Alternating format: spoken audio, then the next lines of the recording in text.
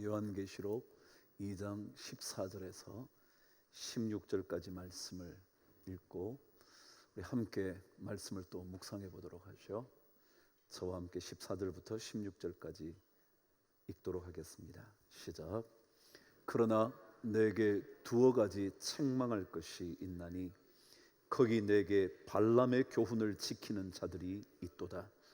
발람이 발락을 가르쳐 이스라엘 자손 앞에 걸림돌을 놓아 우상의 제물을 먹게 하였고 또 행음하게 하였느니라. 이와 같이 내게도 니골라 당의 교훈을 지키는 자들이 있도다. 그러므로 회개하라. 그리하지 아니하면 내가 내게 속히 가서 내 입에 검으로 그들과 싸우리라. 아멘.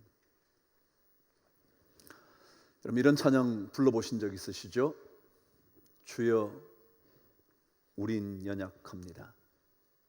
오늘 하루를 힘겨워 합니다. 주뜻 이루며 살기엔 부족합니다. 주여 우린 연약합니다. 주여 우린 넘어집니다. 오늘 하루 또 실수합니다. 주의 긍휼을 구하는 죄인입니다. 우린 주만 바라봅니다. 이 찬양 불러보신 적 있으시죠? 이 찬양의 가사 그대로 우리는 참 부족한 존재입니다. 쉽게 넘어지고요, 실수에 실수를 거듭하고요, 그 실수가 깊어져 큰 허물이 되기도 하고요, 아니 그것이 죄악이 되기도 하는 그런 연약한 존재들입니다. 이런 허물을 가지고 사는 인간, 저와 여러분, 죄악에서 벗어나려고 하지만 그리 벗어나기 쉽지 않은 존재인 우리, 이런 존재에게 가장 필요한 것이 무엇일까? 성경은 필요한 것 하나가 돌아가는 것, 회개라는 단어인 것 같습니다. 오늘 성경 16절은 그러므로 회개하라 라고 말씀합니다. 연약함에서 벗어날 수 있는 길이 그리 쉽지 않은 우리들에게 성경은 되돌아가야 한다고 말합니다. 하나님께로 돌아가는 것입니다. 삶의 방향을 다시 발견하고 되돌아가는 것입니다. 적어도 그 순간만은 죄악을 외면하면서 말입니다. 우리는 이 연약함을 벗어나기 위하여 몸부림치지만 그것보다 더 중요한 일은 하나님께로 되돌아가는 것입니다. 그래서 주님께서 공생애를 시작하시면서 가장 먼저 하셨던 말씀이 회개하라 라는 말씀이었습니다.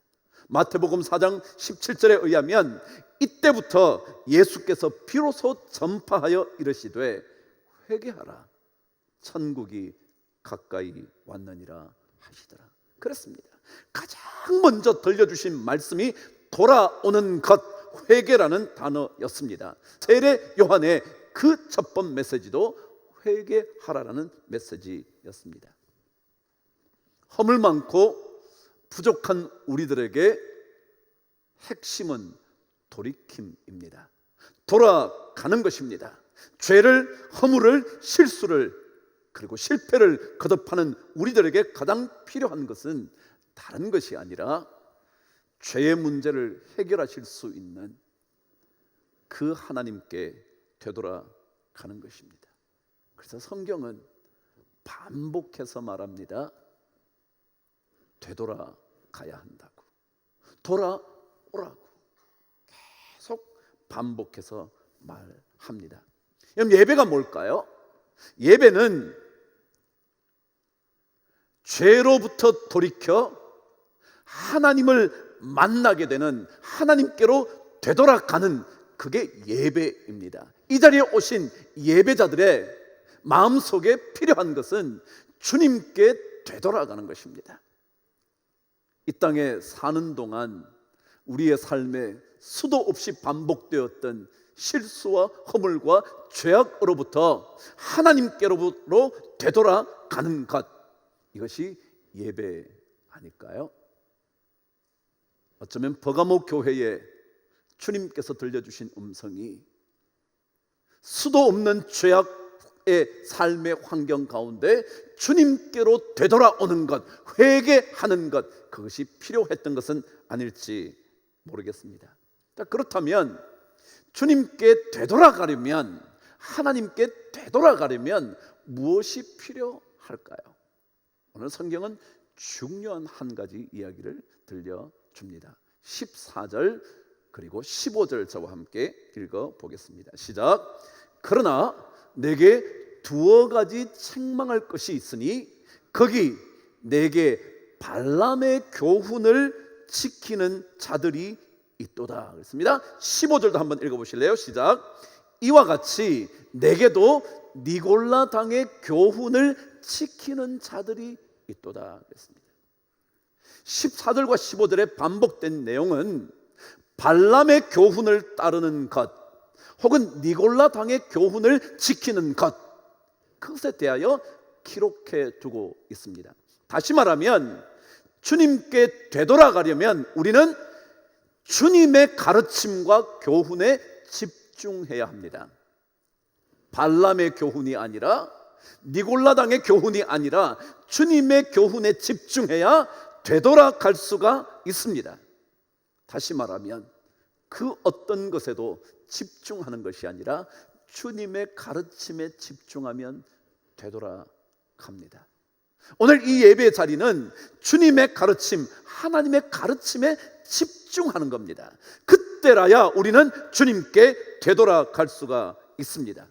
발람의 가르침이 아니라, 니골라 당의 가르침이 아니라, 다른 교훈의 마음 빼앗기는 것이 아니라 하나님의 말씀, 주님의 말씀, 그 가르침으로 되돌아가야만 합니다. 왜냐하면 사람들의 가르침은 언제나 변하기 때문에 그렇습니다. 어제의 말이 다르고요, 오늘의 말이 다르고요. 그러다 보면 어느새 내일의 말도 달라질지 모르는 겁니다. 시대가 바뀌면, 과학적인 이론 근거 하나만 바뀌면, 국가가 달라지면, 관습만 다르면 우리는 자꾸 바뀝니다. 이것이 사람의 교훈과 가르침의 특징일 겁니다. 한 사람의 영향력 있는 그 사람이 등장하면 그의 말에 의하여 우리의 삶이 달라집니다. 달라져야 한다고 말합니다. 그리고 감정에 따라서 우리는 또 달라집니다. 그래서 성경은 발람의 교훈이든지 니골라 당의 교훈이든지 그 어떤 다른 교훈들은 다 바뀌어 가는 겁니다. 그러나 변치 않는 그분의 가르침에 집중할 때라야만 우리는 하나님께로 되돌아갈 수가 있습니다. 그래서 우리는 이 예배의 자리에서 우리는 주님의 가르침에 다시 집중함으로 하나님께로 되돌아갈 수 있게 되어야 하는 거죠. 그래서 이 자리는 주님께 되돌아가는 주님의 가르침을 다시 집중하는 시간임에 분명할 겁니다. 옛 어른의 이야기 중에는 이런 얘기 하나 있습니다. 무언가를 행하는 것은 우물을 파는 것과 같다. 그런데 우물을 9개를 판다고 하더라도 샘에 이르지 못하면 그것은 쓸모없는 우물이 되고 만다. 충분히 이해가 되시죠? 자, 물을 얻기 위하여 우물을 파기 시작합니다. 1개를 팝니다. 나오지 않습니다. 2개를 팝니다. 3개를 팝니다. 9개를 팠지만 샘의 근원에 달아들지 못하면 그것은 우물이 아니라 구덩이에 불과할 겁니다. 샘에 맞닿아야 한다는 거죠. 문제는 근원인 본질인, 근본인, 핵심인 거기에 다다라야 된다는 겁니다. 우리 살며, 그리스도인의 살며 핵심이 뭐냐면 생명의 샘에 다다라야 하는 겁니다. 아무리 이 자리에 오시고 아무리 말씀을 읽어도 생명의 샘에 맞닿지 않으면, 복의 근원인 샘에 이르지 않으면 우리의 삶의 구덩이는 물을 가두지 못하는 구덩이일 뿐일 겁니다. 이 생명의 삶이 주님의 가르침이거든요. 주님의 말씀이거든요. 주님의 가르침이 생명에 이르는 길이고, 주님의 말씀이 가장 우리의 삶을 복되게 만드는 길이거든요. 그리고 그 주님의 가르침만이 우리로 하여금 실수투성이와 허물투성이와 죄악으로 가득한 우리의 삶을 하나님께로 되돌아가게 만드는 유일한 길이라는 거죠. 여러분, 운동하는 사람의 얘기를 들어보니까 체력이 딸리면 집중력이 저하가 된답니다. 그렇죠, 여러분. 체력이 딸리면요, 그 운동하는 일에 집중력이 떨어져서 좋은 성과를 내지 못한다는 겁니다. 그것만이 아니라 체력이 딸리기 시작하면 사고력도 저하가 된답니다. 그래서 뭔가 쉽게 이해할 수 있는 일도 이해가 잘 되지 않을 뿐만 아니라 따라서 모든 것에 저항력이 약해져 버린다는 거예요.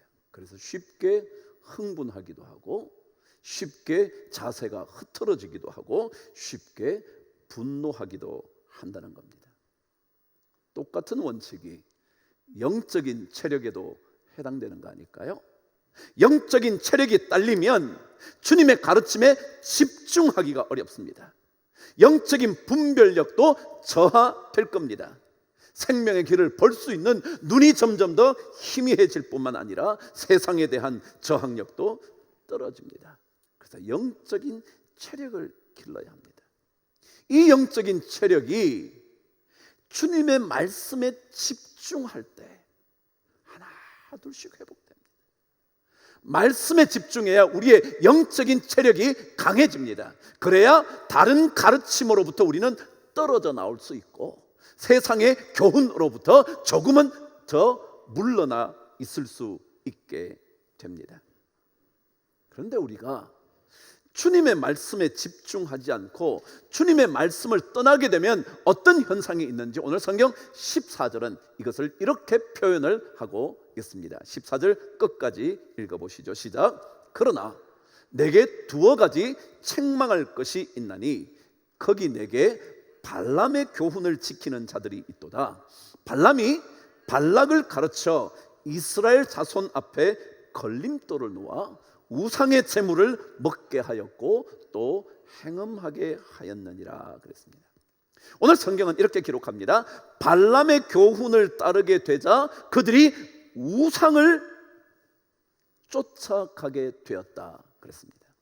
발람의 교훈, 다시 말하면 주님의 교훈이 아닌, 주님의 가르침이 아닌 다른 교훈을 따라가는 것은 무엇과 똑같은 거냐면 우상을 쫓아가는 것과 똑같다 그런 겁니다. 그래요, 우리 그렇잖아요. 신앙생활이 뭐냐면 주님이 가르쳐 주신 것, 주님이 말씀하시는 것, 주님의 교훈을 따라가는 건데, 만일 그것 아닌 다른 것을 쫓아간다면 우상을 쫓아가는 것, 그러겠죠? 성경은 주님 외에 다른 것은 다 우상이라고 말하는 거잖아요. 그래서 주님의 가르침에 집중하지 않는 순간 우리는 어느 순간 우상을 쫓아가는 인생이 되고 만다고 성경은 말합니다. 발람의 교훈을 쫓아가는 순간 그것은 우상으로 이어진다고 말하는 거죠. 이런 발람의 이야기를 알고 계실 겁니다. 발락이라는 왕이 점점 더 강성해가는 이스라엘 자손들을 보면서 그들에게 저주하기를 원하며 발람이라는 선지자를 불러옵니다. 부르려고 합니다. 와서 이 이스라엘 백성을 저주하게 만들려고 한 거죠. 그러면서 말하죠. 당신이 이곳에 와서 이스라엘 백성들을 저주해 주기만 한다면 내가 모든 은금 제물로 당신을 부욕해 주겠다고. 근데 하나님께서 발람의 길을 막습니다. 가지 못하게 하는 거죠. 그래서 계속 사용을 하는 겁니다. 근데 끊임없이 발락이 요청합니다. 오면, 저주해주면 내가 당신에게 충분한 인생의 대가를 지불하겠다고.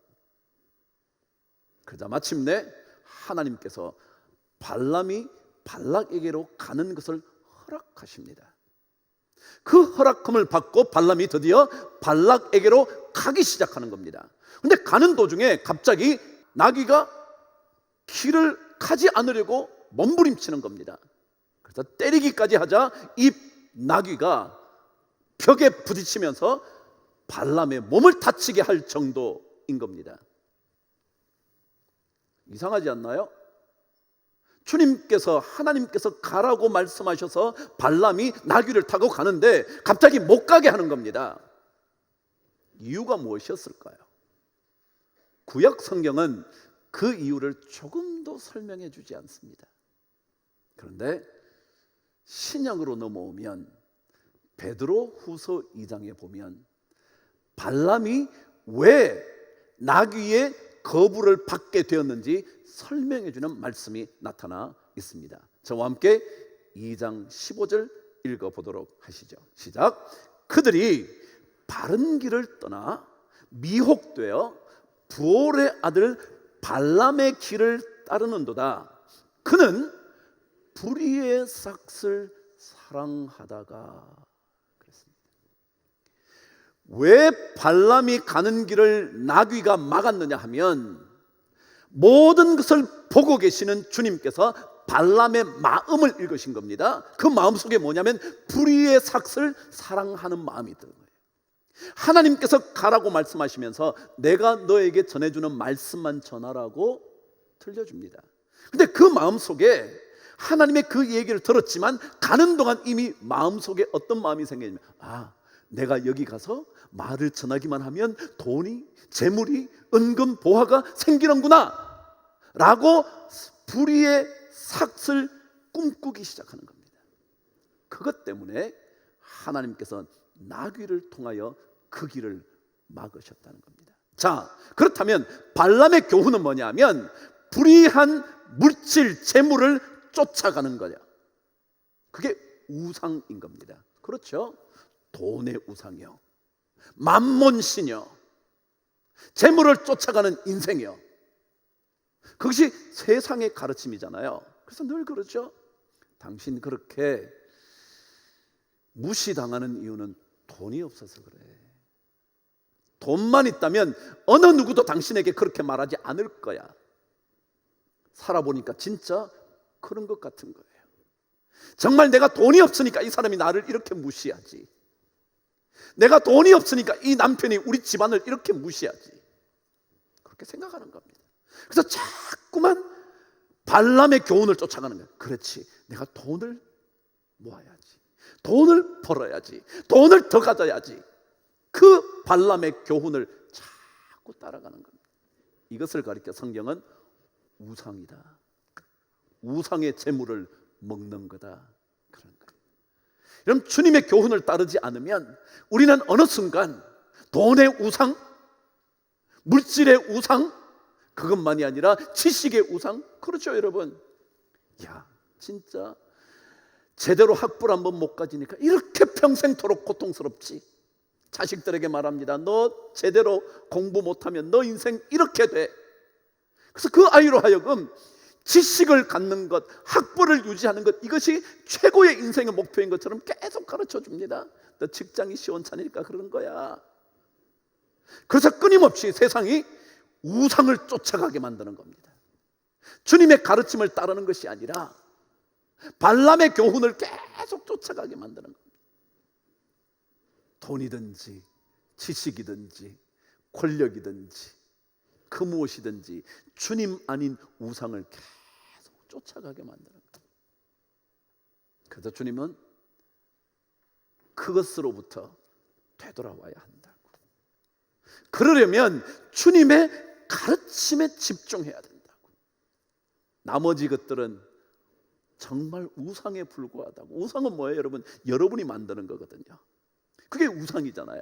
우상은 여러분의 손으로 부어 만든 거라고 성경은 기록하잖아요. 그렇죠. 돈도요. 여러분이 자꾸 그래 내가 돈이 없어서 이런 무시를 당하는 거지 자꾸 생각하는 거예요. 자기 스스로 우상을 만드는 겁니다. 그래서 돈만 있으면 되는 거야. 옛사람 얘기 한번 들어보실래요? 저는 옛사람의 얘기를 들으면 이분들은 하나님을 알지 못했는데도 어쩌면 하나님의 원칙을 이렇게 잘 알고 있었을까? 세간의 의식주와 재화는 모두 부질없다. 옷은 해지게 마련이고 음식은 썩기 마련이다. 재물은 자손에게 전한다 해도 언제인가는 다 흩어져 버리고 만다. 재물은 매기와 같아서 단단하게 붙잡으려고 할수록 미끄럽게 빠져나가 버리는 것이다. 재물은요 아무리 잡으려고 해도 그 우상은 어느새 사라지는 거예요. 그래서 또 쫓아가게 만드는 거예요. 끊임없이 우리는 우상을 쫓는 인생 되는 거죠. 그렇잖아요. 가졌음에도 불구하고 더 큰 욕심이 우리로 하여금 계속 마음이 불편하잖아요. 더 가지면 혹시라도 빼앗기면 어떡할까? 이 부가 사라지면 어떡할까? 전전긍긍하는 거죠. 그래서 그 우상으로부터 벗어나지 못하는 거예요. 이것을 가리켜 성경은 영적인 행음이라 그러는 거예요. 여러분 아시죠? 버가모 교회뿐만 아니라 그 소아시아의 교회에서는 황제 숭배가 그들의 삶의 전부였다고요. 그 삶으로부터 벗어나 있는 그리스도인들은 생계도 어려웠다고요. 모든 삶, 모든 사업이 전부 다 황제 숭배와 연결된 사업이었다 그랬잖아요. 그러니까 그것을 하지 못하는 그리스도인들은 당연히 돈으로부터 자꾸 소외되기 시작하는 겁니다. 그러니까 자기도 모르게 돈이 있어야 되는데, 나도 모르게 돈이 없어서 이렇게 되는데 자꾸 그 가르침을 쫓아가는 거죠. 그게 발람의 교훈이죠. 근데 주님은 주의 가르침에 그래서 하나님께로 되돌아오도록 만드는 거죠. 신앙은 우리 스스로를 다시 믿음의 시험대 위에 올려놓고 질문하는 겁니다. 어쩌면 오늘 찬양대가 부른 찬양처럼 나는 진짜 그리스도인인가? 나는 정말 그리스도인인 것이 맞는 건가? 자꾸 질문하는 겁니다. 아시는 바대로 아테네 법정에서 죽음을 앞둔 소크라테스가 그의 얘기를 남긴 책이 소크라테스의 변명 혹은 변론이라는 책이죠. 그 책에는 이렇게 기록되어 있습니다. 다시 캐묻고 스스로를 시험대 위에 올려놓지 않는 삶은 살만한 가치가 있는 삶이 아니다 그랬습니다. 자꾸 캐묻는 겁니다. 그래, 내가 지금 주님의 가르침을 따르고 있는 건가? 아니면 우상의 가르침, 발람의 교훈을 쫓아가는 건가? 니골라 당의 교훈을 쫓아가는 건가? 우리는 자꾸만 다시 캐물어야 합니다. 그리고 그 믿음을 우리는 시험대 위에 올려놓고 점검해야 합니다. 그래야 우리가 믿음의 삶을 살고 있는지 확인할 수 있게 되는 거죠. 정말 삶을 살아갈 만한 가치가 있는 그리스도인인지를 우리는 확인하게 되는 거죠. 우리는 다른 것보다 주님을 우선합니다. 주님의 가르침이 먼저입니다. 우상의 가르침이 아니라, 우상을 쫓아가는 것이 아니라 주님의 가르침에 우리는 먼저 눈을 돌려야 합니다. 묻고 또 물으면서 우리는 하나님께로 되돌아가야 합니다. 그게 이 자리입니다. 그것이 예배입니다. 하나님 외에 다른 것을 쫓아가는 인생이 아니라 하나님께 나아가 하나님을 바라보기 위하여 이 자리에 오는 이 일이 바로 우리에게 주어진 임무일 겁니다. 예배는 주님께로 우리의 길을 돌이키는 최고의 길입니다. 그것이 주님께서 가르쳐 주신 길이죠. 이 생명의 가르침에 우리는 응답함으로 우리는 한 걸음 한 걸음씩 우상으로부터 멀어지고 하나님께로 되돌아가는 삶이 이루어지게 될 겁니다. 이 복이 우리 모든 성도들에게 넘치게 되기를 주의 이름으로 축복합니다. 기도하겠습니다. 하나님 아버지, 쉽게 세상의 가르침에 눈 돌리는 우리를 다시 한번 주님의 말씀 교훈에 집중하게 하여 주셔서 영적인 체력이 건강해져서 날마다 주께로 더 가까이 가는 우리 모두가 되게 하여 주시옵소서. 예수 그리스도 이름으로 기도드리옵나이다. 아멘.